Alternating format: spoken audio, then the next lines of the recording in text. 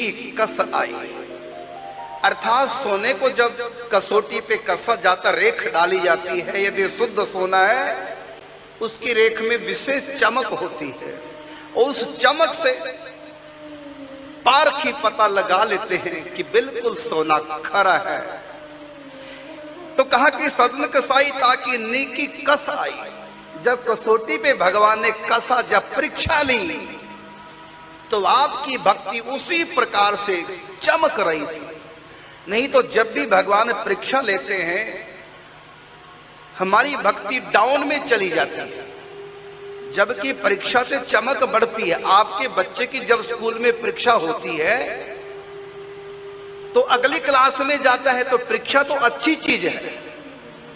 परीक्षा क्या करती है? हमारी तरक्की करती है। 9th में परीक्षा हुई तो पास हो गया, तो 10th में हो गया, तरक्की हुई ना परीक्षा से। परीक्षा हमको आगे बढ़ाती है, लेकिन जो नालायक हैं उनको परीक्षा रोक देती है। इसी प्रकार जो विवेकी हैं, जो खूब सत्संग सुनते हैं, उनकी जब परीक्षा होती है उनकी भक्ति में और चमक होती है और बढ़ती है भक्ति। और जिनमें ज्ञान नहीं, विवेक नहीं, सत्संग नहीं सुनते, जब भी उनकी परीक्षा होती है उनकी भक्ति और डाउन में चली जाती है। भगवान के ऊपर दोषारोपण करने लग जाते हैं, ये भगवान ने हमारे साथ क्या किया, गुरु जी ने भी हमारी पुकार नहीं सुनी। श्रद्धा गिरने लगती क्योंकि भक्ति में कच्चाई है। तो यहां प्रियादास जी कहते हैं कि सदना कसाई ताकि नीकी कस आई। अर्थात जब उसकी परीक्षा हुई, कसौटी पे कसा गया, तो और भक्ति उसकी आगे बढ़ी। और इनका जीवन कैसा था? जीव को ना वध करे। कसाई जीवों का वध करता है, फिर मांस का व्यापार करता है। इनके पिताजी पशुओं को मारते थे, फिर मांस बेचते थे। लेकिन इन्होंने जब दुकान संभाली, व्यापार संभाला, तो किसी जानवर को मारा नहीं और न ही कभी मांस खाया। और ईमानदारी के साथ बताते ग्राहकों को कि ये आज का मांस है, ये कल का है, ये ताजा है तो ये बासी है, ये भेड़ का है तो ये बकरी का है तो ये मुर्गे का है। ये सब ईमानदारी से बताया करते। व्यापार कितना घिनौना था, कितना छोटे घर में जन्म लिया, जहां हाथ में हथियार। इसके बाद भी इनका जीवन देखो कितना पवित्र है। और भगवान के रंग में रंगे हुए थे जन्म से ही, जब से होश संभाली। अब घर में ये ठाकुर जी का मंदिर तो नहीं बना सके, स्थापना नहीं कर सके कि यहां मैं ठाकुर जी की स्थापना कैसे करूं। यहां तो मांस बिकता है, इसलिए मन में चाह तो थी कि मैं ठाकुर जी लाऊं, लेकिन नहीं ला सके। इनके हृदय का भाव देख करके ठाकुर जी के मन में लोभ जगा कि मैं सदन कसाई के पास आऊं। भगवान को लोभ जगा, इसलिए कहा ये था माम प्रपद्यन्ते तांस थै भजाम में हम। मुझे भजे अर्जुन जो जैसे, मैं भजता हूं उनको वैसे। मेरे प्रति जो जैसा भी भाव रखेगा मैं उसी भाव को स्वीकार करता हूं। अब सदन का भाव क्या था कि मैं घर में ठाकुर जी लाऊं, लेकिन लाऊं कैसे? मैं मांस का व्यापारी। मन में चाहत थी, लेकिन बाहर ऐसी परिस्थितियां थी वो ठाकुर जी ला नहीं सके। जितना चाव सदन कसाई के मन में था कि मैं ठाकुर जी को अपने घर लाऊं, उससे भी ज्यादा चाव ठाकुर जी के मन में कि मैं सदन के पास जाऊं।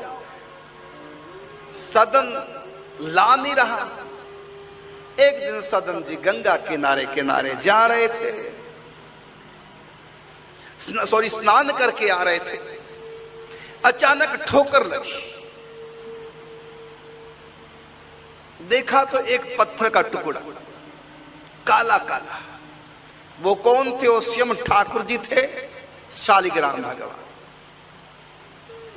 वृंदा के श्राप से भगवान शिला बने, पहाड़ बने, मुक्तिनाथ पहाड़। वहीं से शालिग्राम प्रकट होता है, गंडकी नदी से। और जो मूर्तियां होती हैं, जो घड़ी जाती हैं, उनमें बाद में प्राण प्रतिष्ठा होती है। जब तक प्राण प्रतिष्ठा ना हो तब तक वो मूर्तियां कहलाती हैं। और जब प्राण प्रतिष्ठा हो जाती है फिर वो मूर्ति नहीं रहती, ना उसको मूर्ति कहते हैं, फिर कहते हैं उसको श्री विग्रह। ये ठाकुर जी कहते हैं। लेकिन शालिग्राम की जो शिला है उसमें ठाकुर जी की स्थापना नहीं की जाती। क्यों? क्योंकि उसमें पहले से ही ठाकुर जी होते हैं।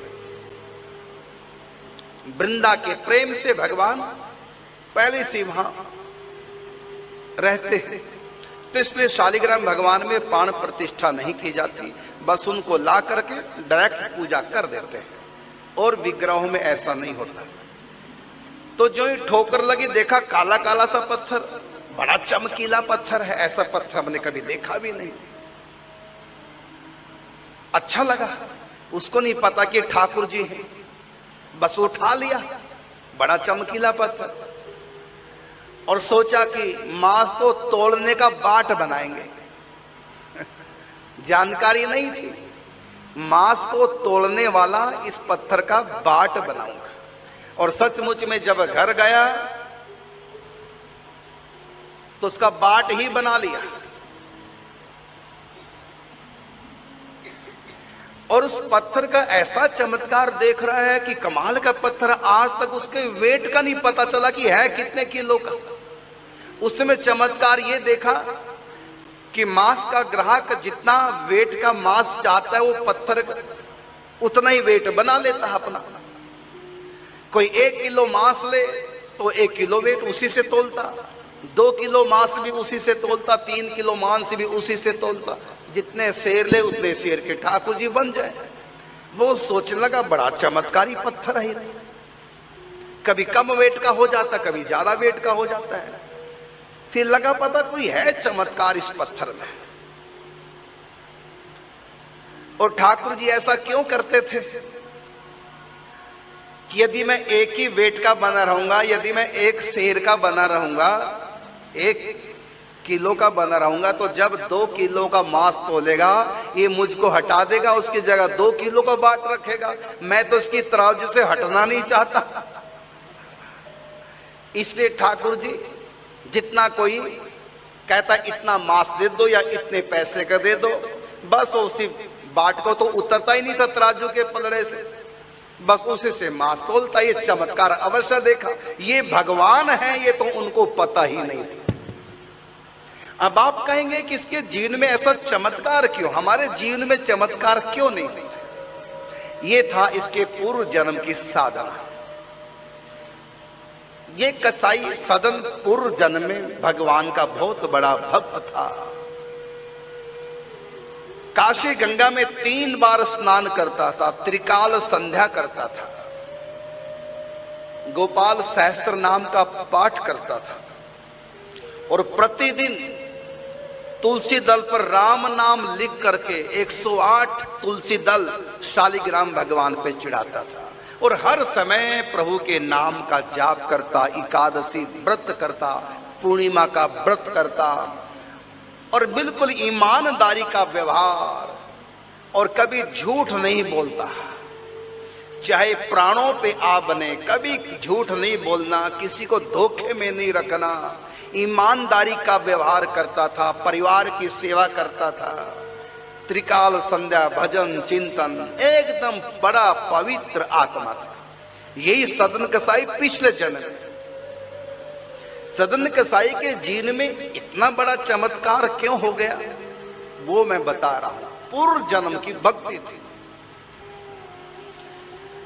भगवान इसी जन्म में इसको मिल जाते लेकिन एक गलती हो गई।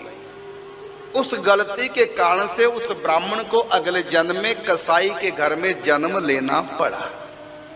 नहीं तो पूर्व जन्म में इसको भगवान मिल जाते, जन्म मरण से छुटकारा हो जाता। क्योंकि जीवन बड़ा पवित्र था, भक्ति भावना वाला, पूरी भक्ति भगवान में मन दे के रखता था, पापों से बचता था, सदाचार का पालन करता था, इसलिए मन पवित्र था, भगवान मिलने ही वाले थे। बस एक गलती हो गई और वो गलती भगवान कभी क्षमा नहीं करते। वो क्या गलती हुई? एक दिन स्नान करके भजन संध्या गंगा किनारे करके अपने घर की तरफ ब्राह्मण देवता लौट रहा था। कसाई के हत्थे से गाय छूट करके भागी काशी की गलियों से अपने प्राण बचा करके। कसाई पीछे पीछे ढूंढने लगा, लेकिन गाय का पता नहीं चला कि गई कौन से रास्ते से। सामने से ये ब्राह्मण देवता आ रहे थे, बोले तो नहीं मुख से। जब पूछा कि तुमने गाय को देखा, ब्राह्मण जानता था कि कसाई है और ये पकड़ के काटेगा, ब्राह्मण जानता था। मुख से तो कुछ बोला नहीं, क्योंकि गोपाल सहस्त्र नाम का पाठ करता आ रहा था, बीच में बोलना नहीं। पाठ करता हुआ घर की तरफ आ रहा था, प्रभु के नाम का जाप करते हुए आ रहा था। बोला तो नहीं, लेकिन हाथ से इशारा कर दिया, अर्थात इस तरफ रह गई, इधर गई। और कसाई उसी तरफ गया, गाय पकड़ में आ गई और अंत में कसाई ने गाय को काट दिया। तो गाय की हत्या का पाप कसाई को तो लगा ही लगा। उस कसाई का साथ देने वाला हाथ से इशारा करके गाय को बता दिया, इसलिए इस ब्राह्मण को भी गौ हत्या का पाप लगा। इसी पाप के कारण से इस ब्राह्मण देव को कसाई का साथ दिया था, इसलिए कसाई घर में पैदा हो गया। ये तो गौ हत्या के में सम्मिलित हो गया अनजान में।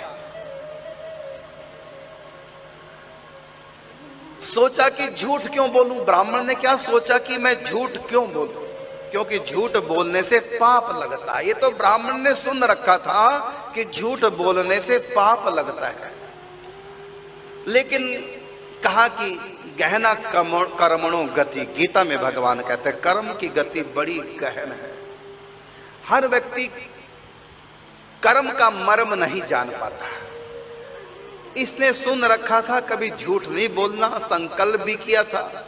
सोचा यदि मैं, जबकि मैं जानता हूं यदि गलत बताऊंगा, झूठ बताऊंगा तो मुझको पाप लगेगा, इसे सच ही बता दिया। मुख से नहीं तो इशारे से बता दिया कि इधर गई है।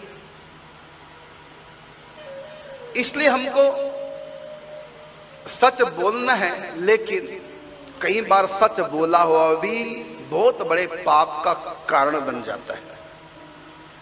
किसी की मां के एक आंख हो अर्थात कानी हो, उसके बेटे को कहा जाए अरे वो कानी के इधर आना, बोलिए उसने सच कहा कि झूठ? कानी का है कि नहीं? वो कानी का बेटा तो कानी का तो है ही है। क्या ऐसा बोलने से पाप नहीं लगेगा? और ऐसा बोलने वाला कहे मैंने सच ही तो कहा, तू कानी का है कि नहीं? मैंने सच ही तो कहा तो तूने सच, लेकिन ये सच हजारों झूठ से भी बड़ा पाप है। तो ऐसा सत्य कभी नहीं बोलना चाहिए जो किसी की हानि हो। और कुछ ऐसी जगह है जहां पर झूठ बोलने में भी कोई पाप नहीं लगता। जैसे ब्राह्मण की आजीविका जा रही है तो वहां झूठ बोलने से उनकी आजीविका बचा ली जाए तो पाप नहीं लगता। लड़की की शादी में भी हम झूठ बोल देते हैं, वहां भी कोई पाप नहीं लगता।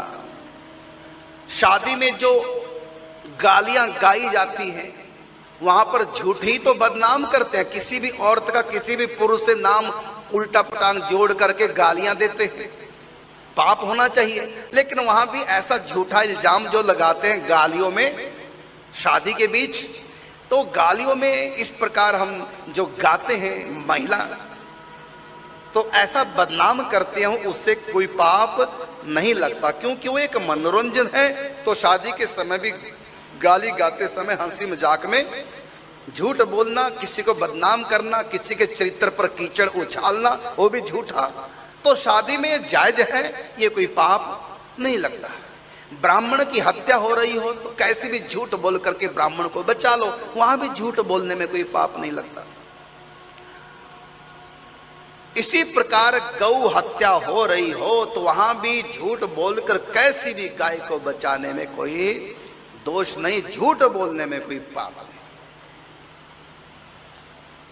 इसलिए कहा है कि स्त्रेषु नरम विवाहे च वृत्यर्थे प्राण संकटे गो ब्राह्मणार्थे हिंसायाम नानृतम स्याजु गुप्तम। इन स्थानों पर शादी के समय,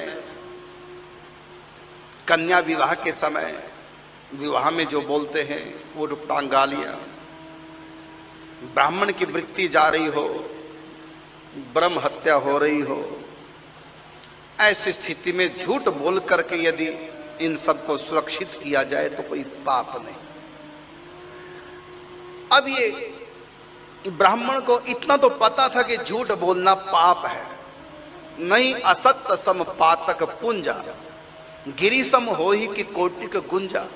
असत्य के समान कोई पातक नहीं, कोई पाप नहीं होता, ये सुन रखा था, लेकिन पूरा ज्ञान नहीं था। सोचा कि सच बताऊंगा और झूठ बोलूंगा तो पाप लगेगा झूठ बोलने से, इसलिए सत्य बता दिया, हाथ से इशारा कर दिया, इधर गाय गई, तो सत्य बोलने का दंड मिला। सुन लो, जो कहते हैं ना, खासकर माताएं, मैंने सच ही तो कहा, मैं तो नहीं मुकरूंगी, मैंने सच ही तो कहा। अरे कहा तो सच है, लेकिन कैसे बोला है? ब्राह्मण ने भी सच ही कहा था कि इधर गाय गई है, कसाई बनना पड़ा अगले जन्म में। गौ हत्या का पाप लगा ब्राह्मण को, भले सच कहा है, और माता कह देती है मैंने तो सच ही कहा, मैं तो नहीं मुकरूंगी, मैं क्यों झूठ बोलूं, मैंने तो सच ही कहा। अरे कहा तो तुमने सच, लेकिन तुम्हारे सच ने क्या कांड खड़ा कर दिया, ये भी तो सोचो।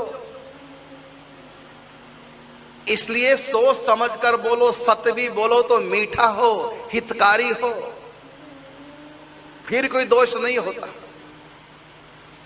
और तुम सत्य बोलो, लेकिन बोलो ऐसा कि सामने वाले का बुरा हो जाए सत्य बोलने से। देखो, उनको सत्य इशारा करने से गौ हत्या हो गई, इसलिए सत्य बोलने से भी पाप लगता है। और कई बार किसी को मारने से भी पाप नहीं लगता। ऐसी एक उदाहरण आता है, एक डाकू था, लूटता था सरेआम, और जिसको लूटा धन उसको मार भी देता था। इस प्रकार इस डाकू ने 52 हत्याएं की थी। ऐसे ये लूटने जा रहे थे, सामने से संत आ गए। संत से कहा तुम्हारे पास से पीतल का कमंडल रख दो मुझको। माला झोलिया दंड कमंडल सब लूटने लगा। संत ने कहा भाई लूट लेना फुर्सत से, पहले हम जो लुटाना चाहते हैं उसको लूटो। क्या? कि राम नाम के हीरे मोती मैं बिखराऊं गली गली, ले लो रे कोई राम का प्यारा शोर मचाऊं गली गली।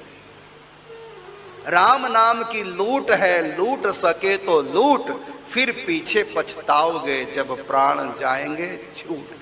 यदि तुमको मुझको लूटना है तो मेरी आध्यात्मिक संपत्ति लूट, जो तुम्हारा भला हो जाए।